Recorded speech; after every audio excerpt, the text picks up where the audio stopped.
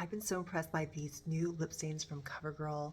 I have so many different shades. I've only tried a couple. This is Crimson Glory. I'm wearing kind of like a burnt orange red pleather pants. Here's the lip stain. Let's go and try it.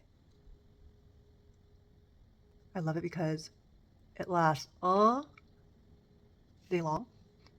And I just use it as a base first.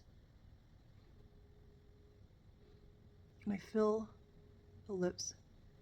Your favorite lipstick, your lip gloss. I love using a gloss over it.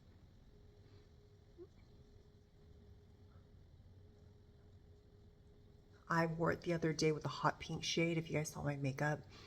And it was so hard to come off. It couldn't even come off with my micellar water that I love using for waterproof makeup. And it was so good. I'm going to have lunch with a lot of my content creator friends and we're eating hot pot. So I was like, oh, this would be perfect to test and try using this and see if it lasts without getting on my chin. When I wear color lipstick or color anything, it always gets here. So I'm loving this. Okay, I'm going to top it off with the E.L.F. lip oil. This is Red Delicious. Red.